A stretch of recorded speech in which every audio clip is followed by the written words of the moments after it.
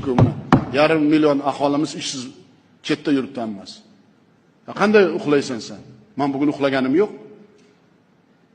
Savol berib chiqdim o'zimga. Yurib, vagon kiyganlar nima qiladi? Bu meni vazirlarim nima qiladi? 220 ming tashqarida 174 ming ishsiz. Har bir viloyat rahbari,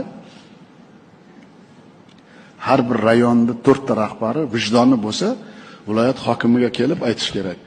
35-40% oyligimni men davlatga to'layman. Nimaga desangiz, har bir mahallada, har bir rayonda 15, 20, 30% chetda yuribdi.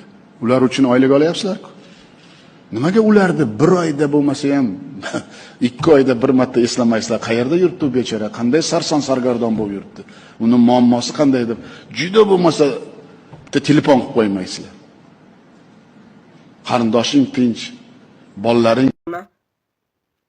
Xalqqa o'ylaydigan odam bormi o'zi yuqorida o'tirganlardan? Qora qozon qaynasa bo'ldi deyilardi oldin. O'sha qora qozonni ham qaynashiga qo'ymoqsizlar-ku hozir. Gaz yo'q bu. Bizlarni yashayotgan joylarda gaz umuman kelmagan. Trubasi ham yo'q gazni. Svet bilan kun ko'ramiz, o'choqda yoqamiz. Endi hozir qish kunida o'sha ishlatadigan svetimizni hozir 2 baravarmi? 1 million. Qishda umuman xo'jayinimga ish ham bo'lmaydi.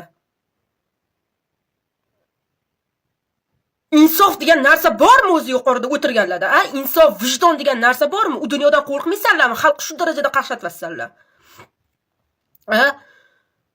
Nahotki o'zimizni O'zbekistonda ishlab chiqariladigan narsani o'zimizni xalqqa shu darajada qimmatlashtirib sotvasanlar. Qiyomat kunida bandalar Sirot ko'prigining oldiga kelishganida Alloh ularga shunday deydi: Men Allohdirman. Men Malikman. Buyukligimga va qudratimga qasamki, ushbu ko'prikdan hech bir zolim o'tmaydi. So'ngra Alloh tomonidan bir farishta nido qilib: Qani sizlar ey zolimlar deydi. Zolimga yordam berganlar qani sizlar? Ularning qalamini o'tkirlaganlar qani sizlar? Ularga siyoh uzatganlar qani sizlar? Shunda jahannam mu'minlarga nido qilib shunday deydi: Ey mu'min, ko'prikdan tezroq o'tib ketgan. Sening nuring olovimni o'chirib qo'ymoqda.